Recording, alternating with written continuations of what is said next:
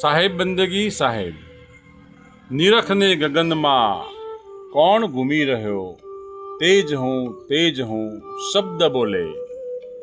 આ નરસિંહ મહેતાનું પદ છે, એનું પ્રથમ સૂત્ર છે. આ એ નિરખી લેવાની વાત કરી, અને નિરખી લેવાની કલા એ આવનીના મહાપુરુષો એ બ્રહ્માંડમાં વ્યાપ્ત સર્વશ્રેષ્ઠતાની અનુભૂતિ કરવા માટે એમણે જીવનને ખૂબ તપાવ્યું, ખૂબ નીચોવ્યું, ખૂબ ઘસાવ્યું, અને પછી સાર તત્વ આપણને માખણના સ્વરૂપે આપીને ગયા. વલોવણ ખૂબ કર્યું.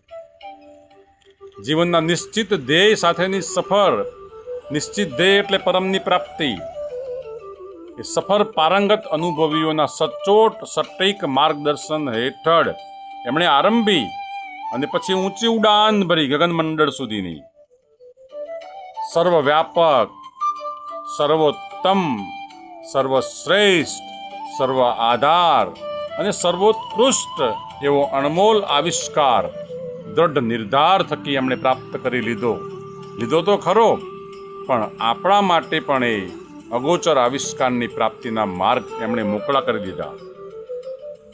એ નરસિંહ મહેતા હોય, મીરાબાઈ હોય, સદગુરુ કબીર સાહેબ હોય, રામદેવજી મહારાજ હોય, દાદુ દયાલ હોય, એક એક મહાપુરુષ.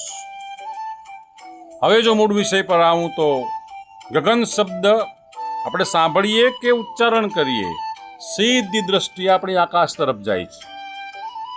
અને આજનું આકાશ તો જુઓ, એકદમ વરસી પડવા માટેની તત્પરતા સાથેનું એકદમ આખું ખીલી રહ્યું છે. અને ગગન એટલે જ આકાશ, પરંતુ અધ્યાત્મની પરિભાષામાં આકાશનો અર્થ એ કંઈક અનોખો છે.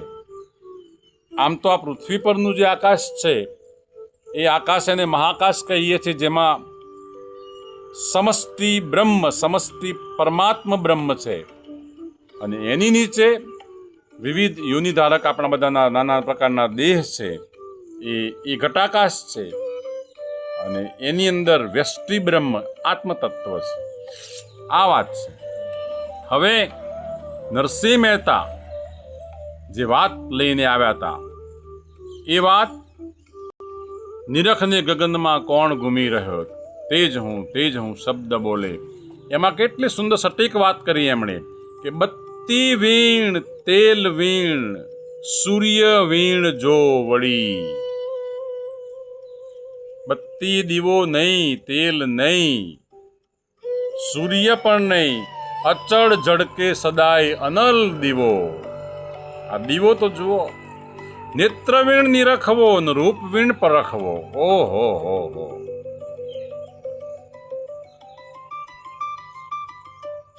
નેત્રવીણ નિરખવો અને રૂપવીણ પરખવો.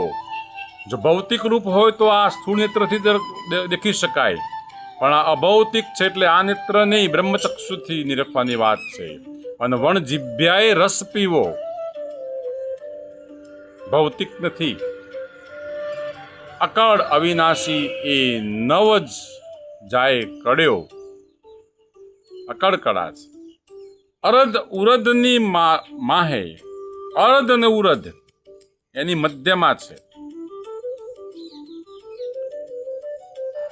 નરસૈયાનો સ્વામી સકળ વ્યાપી રહ્યો, પ્રેમના તંતમાં સંત જાલે.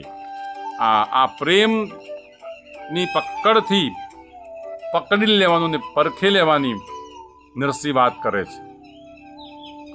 હવે આ જે ગગનમંડળની અનુભૂતિ સદગુરુ કબીર સાહેબ કહે છે કે મારી હેલી ગગને ચડીને જોઈ લીધો મારા સદગુરુનો દેશ. હેલી છે, હેલી ઉભરી સદગુરુ કબીર સાહેબ. અને ત્યારે ત્રિકમ સાહેબને પણ આવી જ હેલી આવીને એમણે કીધું કે ચડતે પિયાલે સંતો ગગન દર્શાણા. પછી તો તું હી જમીને આસમાન, જમીનથી આસમાન સુધી એક તું હી છે, બીજો નથી, બીજો હોય ક્યાંથી. એક કહો તો હૈ નહીં, દો કહો તો ગાલી હે, એસા હો રહે કહે કબીર વિચારી. નિરંતર અસ્તિત્વ જ છે. એ અસ્તિત્વ જેમ છે તેમ, જેવું છે તેવું. ત્યાંના સંપ્રદાયવાદ, ન જાતિવાદ, ન પ્રાંતવાદ, ન ગુરુવાદ, ન શિષ્યવાદ, ન ધર્મવાદ, ન ભેખવાદ. ગગનમંડળના ગોખમાં નર સૂતો નિરાધાર, 3 પુરુષ સેવા કરે રામ કબીરને રણુકાર. આ ગગનમંડળની અંદર ગોખમાં જે નર સૂતો છે, નર એટલે લિંગભેદની વાત નથી, પણ એ પુરુષ છે. જહાં પુરુષ તહાં કછું નહીં, કહે કબીર હમ જાના, હમારી સૈન લખે પાવે પદ નિર્વાણા. એ પુરુષની વાત છે, સત્પુરુષની વાત છે. દાસી જીવણ સાહેબે પણ ગગનમંડળની વાત કરતા કહે છે કે જાકી સુરતા લગી હૈ ગગન में, काल क्रोध गर्दन देता, अधर तखत ए आसन वाड़े, वो जोगी है अवधूत. अवधूत दशा આ ગગનમંડળની મોજમાં છે.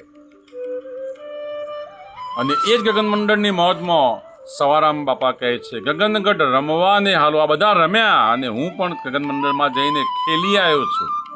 એ રમત તો જુઓ ગગનમંડળની. અને ગગનગઢ રમવાને હાલો ને નિરાશી પદમાં જઈને માલો. નિરાશ આશા રહીન, મોક્ષ કે મુક્તિની પણ ત્યાં આસ વાસના અપેક્ષા નહીં, એટલે નિરાશી પદની વાત કરી. પછી દેવાયત પંડિત પણ બોલ્યા ગગનમંડળમાં અલખનો અખેડો, ત્યાં નૂર વર્ષે સવાયો, ગુરુ તારો પાર ન પાયો. આ અકળકળા નરસિંહે જેમ કીધી એમ અપાર દેવાયત પંડિત મહારાજે પણ કીધી. દાસી જીવણે ભલામણ કરી કે દેખંદા કોઈ આ દલમાં, પરખંદા આ દલમાં, ને પછી નિરખંદા કોઈ આ દલમાં, જણ જણ ઝાલરી વાગે. નિરખી લેવાની વાત કરી છે, જોઈ રહેવાની વાત નહીં, માની લેવાની વાત નહીં, સાંભળી લેવાની વાત નહીં.